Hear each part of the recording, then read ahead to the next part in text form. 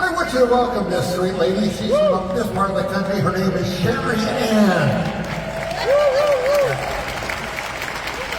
You may not know her, but she sings a lot of this part of the country, and she comes out of a family past. She's got a wonderful story. The great thing about this little platform that God has given us, it gives us an opportunity to look into the lives of a lot of people who may not do things exactly the way we do. You want me to sit down and tell your story? Sure, thank you so much, Bill. For those of you who don't know, I am partially deaf. And so I'm so overjoyed and blessed and privileged to be here with all of you to share my story. I was 5 years old when they sent me off to kindergarten. But unlike all the other 5-year-old kids, I began failing out very early on. With the difficult home that I came from, they labeled me as a problem child when I didn't listen, didn't pay attention, or didn't follow instruction. Thank God the school nurse conducted a physical that year and found out that I was severely and profoundly hearing impaired, and as a result, speech impaired. And so they gave me my first hearing aid and my grades improved. They gave me my second hearing aid and my grades shot through the roof. It's amazing what you can do when you can hear. They gave me 7 years of speech therapy, but I'm still talking like I'm from Brooklyn. And I am a lip reader, so I always tell Mr. Bill Gaither that with him I get the amplified version of everything. But once I began to achieve, I then began to overachieve.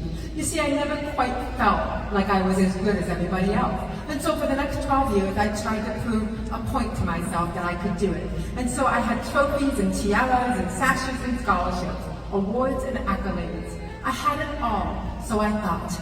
I graduated high school 1 year early, 4 years of college completely paid for by scholarships. I became a doctor by the age of 24, but I wanted to end it all by the age of 25. Because it was never enough. No matter what I did, I never felt like I was good enough or I measured up to anybody else. As I lay on a pit of despair on my floor one night, crying out to God and begging Him to give me one good reason why I shouldn't end it all, what does it matter? I heard these words that changed my life. I saw the most beautiful vision of the outstretched arms of Christ nailed to the cross, a crown of thorns piercing His brow, the blood dripping down His face, and I heard the words, I died for you so that you could live for me. And that changed my life and set me free from me.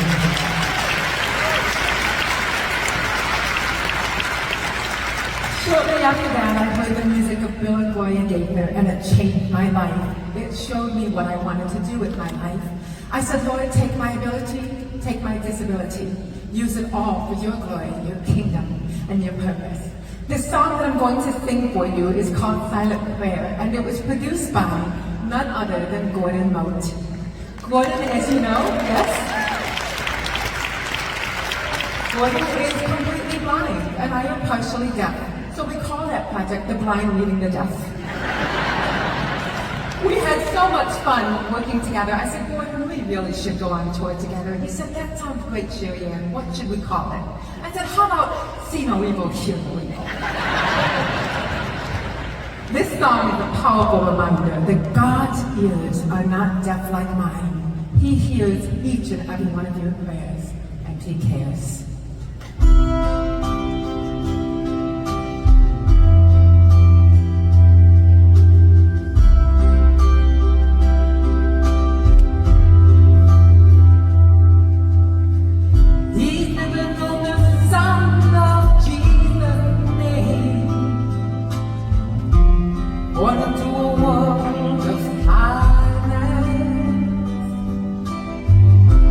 Still he came to trust Him just the same.